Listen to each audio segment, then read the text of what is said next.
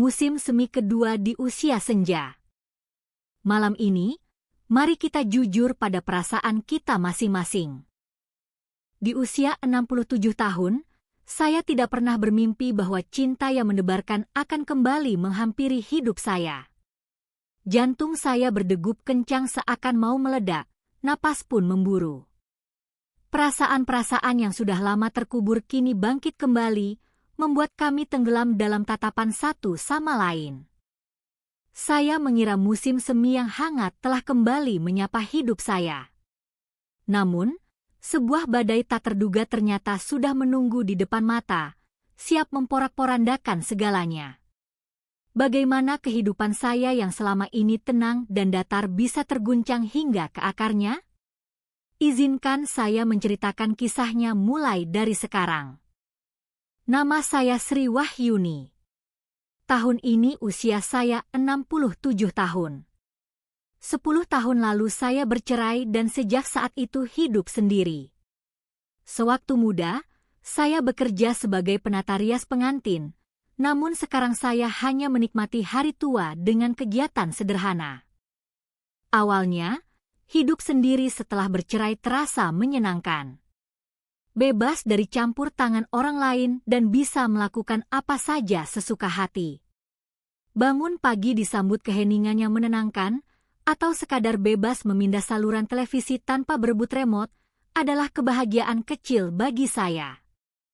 Namun seiring berjalannya waktu, keheningan itu berubah menjadi kesepian yang menyiksa. Terutama saat musim hujan tiba, rasa sepi itu semakin menusuk. Melihat pasangan lanjut usia berjalan bergandengan tangan di taman kota sambil menikmati rintik hujan, seringkali membuat saya iri. Sri, sudahlah. Lupakan saja.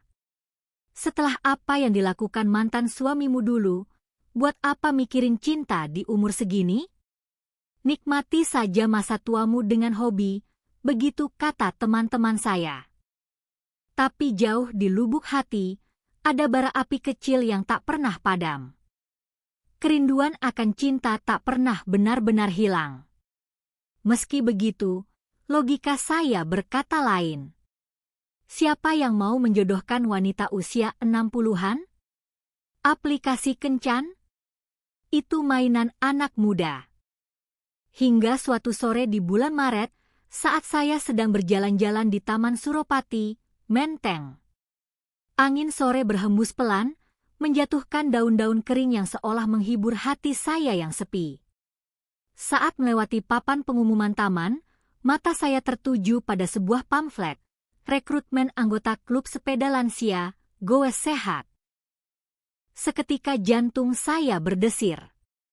Dulu waktu muda, saya hobi sekali bersepeda. Setelah menikah dan sibuk mengurus rumah tangga, hobi itu terlupakan begitu saja. Tiba-tiba, saya merindukan rasa kebebasan saat mengayuh pedal. Minggu depannya, saya memberanikan diri datang ke lokasi kumpul di area Car Free Day, CFD, Sudirman.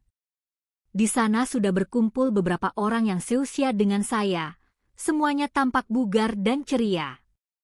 Meski gugup, saya memberanikan diri menyapa.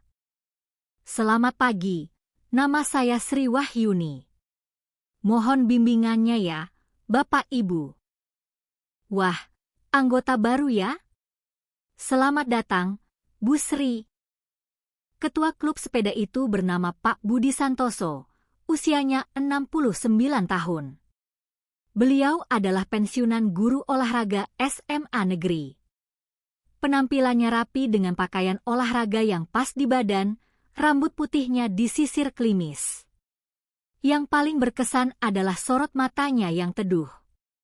Meski baru pertama bertemu, saya merasa nyaman berada di dekatnya. Saya sudah lama sekali tidak bersepeda, Pak. Mungkin agak kaku, kata saya malu-malu. Tidak apa-apa, Bu. Nanti saya dampingi di samping. Ibu ikuti pelan-pelan saja, jawab Pak Budi sambil tersenyum lebar. Senyumannya itu seketika meluruhkan ketegangan saya. Sepanjang rute CFD, beliau dengan sabar mendampingi saya. Saat sepeda saya agak oleng, dengan sigap beliau menahannya. Berkat bantuannya, saya cepat menemukan kembali ritme mengayuh saya. Hari itu kami bersepeda santai menyusuri Jalan Jenderal Sudirman hingga Bundaran HI. Angin kota Jakarta di pagi hari yang masih minim polusi terasa sangat segar. Saya merasa keputusan bergabung dengan klub ini sangat tepat. Anggota lain juga ramah, tapi entah kenapa, perhatian saya selalu tertuju pada Pak Budi. Mungkin karena kebaikan dan tatapan hangatnya itu. Saat kegiatan selesai dan semua bersiap pulang, Pak Budi menghampiri saya. "Bu Sri, rumahnya di daerah mana? Kalau searah, boleh saya temani?" Jantung saya berdegup kencang. "Saya di daerah Tebet, Pak." "Bapak ke arah mana?" "Wah, kebetulan saya juga tinggal di dekat sana, arah Kasablanka. Mari kita pulang bareng." Kami pun mengayuh sepeda beriringan menuju rumah. Di bawah langit sore Jakarta, mengobrol santai sambil mengayuh pedal bersama Pak Budi terasa begitu membahagiakan. Saya tidak menyangka pertemuan ini akan membuka lembaran baru dalam hidup saya. "Dulu Bapak mengajar mata pelajaran apa?" tanya saya. "Penjaskes, Bu. Lebih dari 30 tahun saya mengajar anak-anak SMA.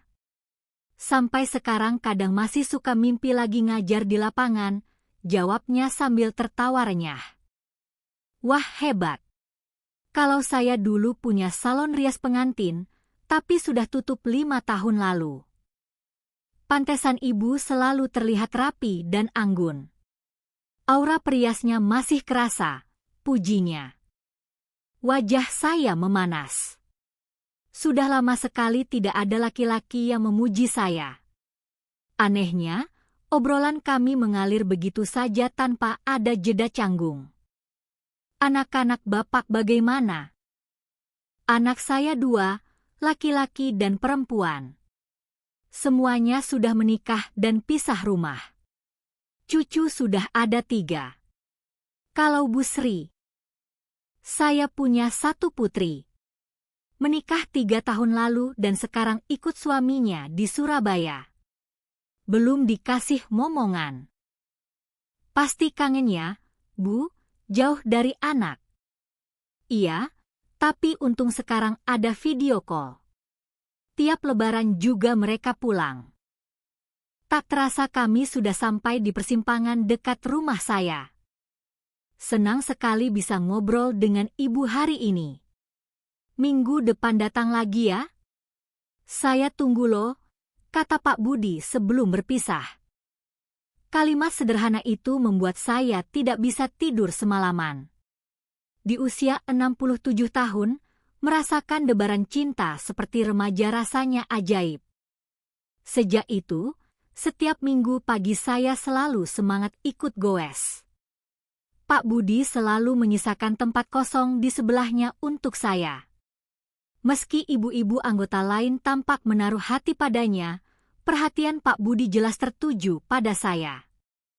Sebulan kemudian, klub kami mengadakan goes jarak jauh ke Kebun Raya Bogor.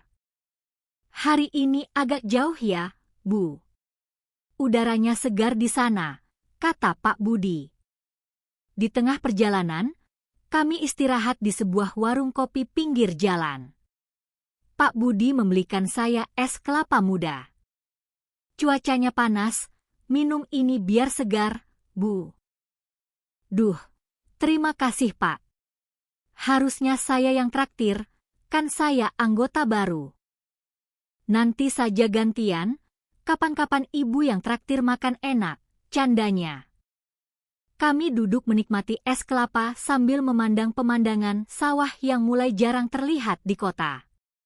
Semuanya terasa indah.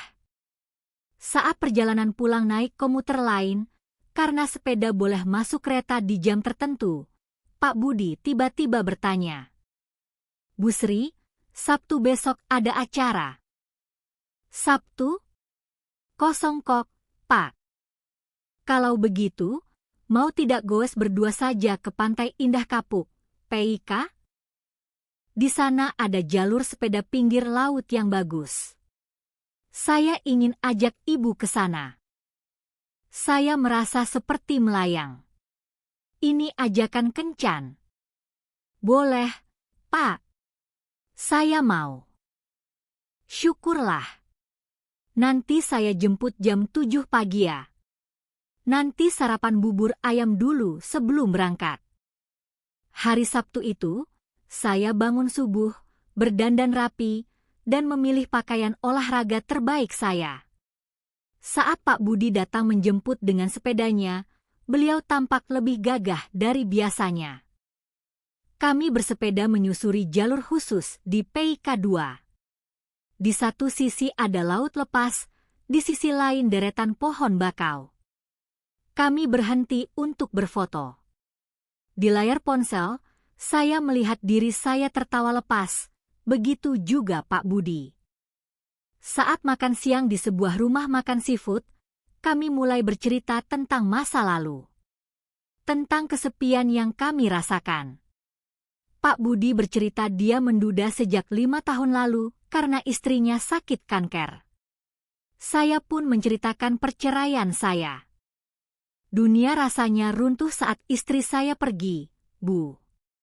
30 tahun bersama, tiba-tiba sendirian.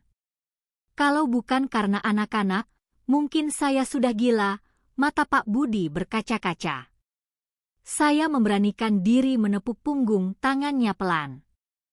Saya mengerti rasanya, Pak. Walau kasus saya perceraian karena orang ketiga, tapi rasa ditinggalkan dan sepinya itu sama. Pak Budi menatap saya lekat. Jujur Bu Sri, sejak pertama lihat ibu, hati saya bergetar. Saya merasa ibu orang yang tepat untuk mengisi hari tua saya. Pengakuan itu membuat wajah saya merah padam. Kami saling bertatapan, dan dalam diam kami tahu perasaan kami sama. Malamnya, Pak Budi mengantar saya pulang. Di depan pagar rumah, kami masih enggan berpisah. Boleh saya mampir sebentar? Tanyanya ragu. Saya mengangguk. Di ruang tamu, ditemani teh hangat, Pak Budi memegang tangan saya dan mencium kening saya dengan lembut. Mulai hari ini, kita resmi pacaran ya, Bu? Iya, Pak. Terima kasih sudah hadir di hidup saya. Hubungan kami pun berjalan manis. Anggota klub sepeda mulai menyadari kedekatan kami. Banyak yang mendukung, tapi ada satu orang, Bu Ratna, yang selalu menatap kami dengan sinis. Suatu hari di ruang ganti setelah goes, saya tidak sengaja mendengar percakapan di toilet. Tahu nggak? Pak Budi sama Bu Sri pacaran loh. Hah? Serius? Kasihan banget Bu Sri. Kenapa kasihan? Kata Bu Ratna, Pak Budi itu playboy tua. Modusnya selalu sama. Dekatin janda kesepian, pura-pura baik, nanti kalau udah bosen ditinggalin. Dulu di sekolahnya juga gosipnya begitu. Darah saya berdesir hebat. Kaki saya lemas. Apa benar semua kebaikan Pak Budi itu palsu? Apa saya hanya korban selanjutnya? Malam itu saya tidak bisa tidur. Bayangan pengkhianatan mantan suami 10 tahun lalu kembali menghantui. Rasa trauma itu membuat saya menutup diri. Besoknya, saya menghindari Pak Budi. Telepon dan pesannya tidak saya balas. Saat goes minggu depannya, saya menjaga jarak. Bu Sri, ada apa? Kenapa menghindar? Pak Budi akhirnya menghadang saya saat istirahat. Nggak ada apa-apa, jawab saya ketus. Tolong jujur, Bu. Saya tahu ada yang salah. Saya tak tahan lagi. Bapak ini sebenarnya siapa? Katanya bapak ini playboy ya? Suka mainin perasaan janda-janda kesepian dengan modus yang sama. Wajah Pak Budi berubah pucat, lalu terlihat sangat terluka. Siapa yang bilang begitu? Demi Allah, Bu, itu fitnah. Sejak istri saya meninggal, saya tidak pernah dekat dengan siapapun kecuali ibu. Dulu waktu muda mungkin saya pernah nakal sedikit sebelum menikah, tapi itu 40 tahun lalu. Selama menikah saya setia. Saya butuh waktu, Pak. Jangan hubungi saya dulu, potong saya, lalu pergi meninggalkan Pak Budi yang terpaku. Hari-hari berlalu dengan penuh air mata. Saya merasa bodoh karena hampir tertipu lagi. Sampai suatu sore, Bu Yati, teman dekat saya di klub sepeda, datang ke rumah. Sri, kamu kenapa sih musuhin Pak Budi? Asal kamu tahu ya, gosip itu disebarin sama Bu Ratna karena dia sakit hati cintanya ditolak Pak Budi. Saya terbelalak. Apa? Iya. Bu Ratna itu sudah lama naksir Pak Budi, tapi Pak Budi nggak pernah ngerespon. Pas lihat Pak Budi lengket sama kamu, dia cemburu buta dan nyebarin fitnah itu. Pak Budi itu orang baik, Sri. Almarhum suamiku dulu rekan kerjanya, beliau suami yang sangat setia. Hati saya hancur berkeping-keping karena rasa bersalah. Betapa bodohnya saya, lebih percaya gosip murahan daripada ketulusan yang saya rasakan sendiri. Pak Budi sekarang kacau, Sri. Dia sering melamun sendiri kalau habis goes, tambah Bu Yati. Tanpa pikir panjang, sore itu juga saya berlari ke rumah Pak Budi meskipun gerimis mulai turun. Sesampainya di depan rumahnya, Pak Budi baru saja keluar membawa payung. Kami bertatapan di tengah rintik hujan. Pak Budi terlihat kurus dan matanya cekung. Sri, panggilnya lirih. Pak Budi.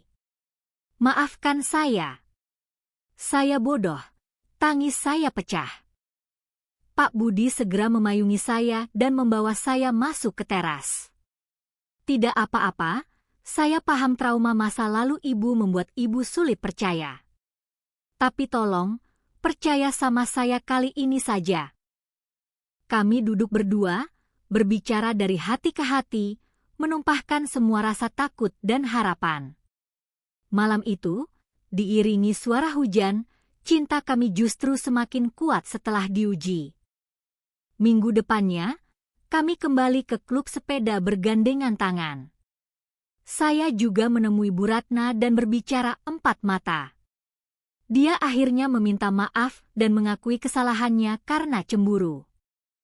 Bulan lalu, saat kami berlibur berdua ke puncak, di sebuah restoran dengan pemandangan kebun teh, Pak Budi tiba-tiba mengeluarkan kotak cincin. Bu Sri, mungkin terdengar aneh kakek-kakek melamar, tapi maukah ibu menghabiskan sisa umur bersama saya? Cincin itu berbentuk sepeda kecil yang unik. Air mata bahagia saya tumpah. Iya, Pak. Saya mau. Kini, kami sedang merencanakan masa tua bersama. Pergi umroh bareng, menengok cucu, dan tentu saja goes setiap pagi. Ternyata benar, cinta tak mengenal usia. Selama jantung masih berdetak, kita berhak untuk mencintai dan dicintai. Jangan takut membuka hati, karena musim semi kedua bisa datang kapan saja, seindah bunga yang mekar di taman hati kita. Terima kasih sudah mendengarkan kisah saya.